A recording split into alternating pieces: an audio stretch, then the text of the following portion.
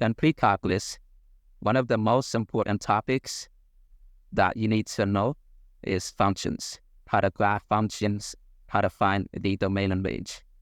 So in this video, I'm going to give you a basic understanding of the different types of functions you need to know, how the graphs look like, and also how to find the domain and range of these functions. And let's go over some basic paired functions. Let's start with the graph y equals x.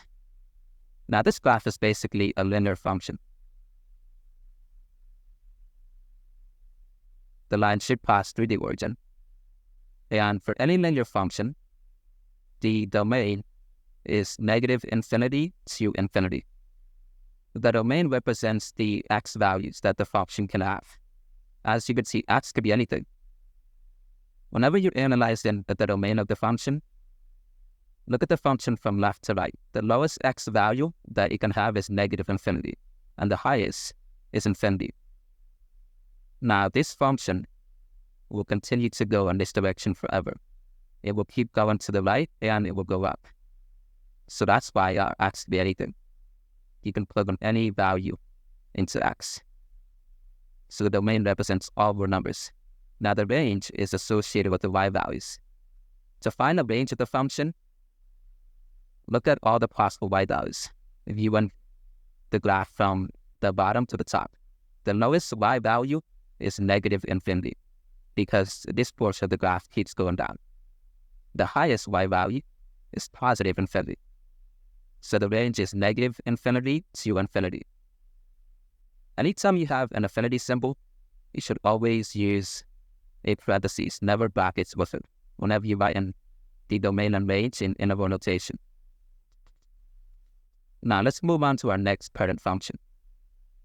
Y is equal to x squared. You've seen this in quadratic equations, and the shape is that of a parabola. It's an upward U shape. So that's the parent function. What do you think the domain and range of this function is? So what is the lowest x value? X could be anything. It can range from negative infinity to infinity. So for any quadratic function, the domain is always going to be all real numbers. Now what about the range? What is the lowest y value that you see? The lowest y value of this function is 0. It will never be below 0. It can never be negative. Anytime you square a number, it's always going to be positive, unless you square 0, which is 0. The highest y value is infinity. Therefore, the range is from 0 to infinity. And since it includes 0, you need to use a bracket.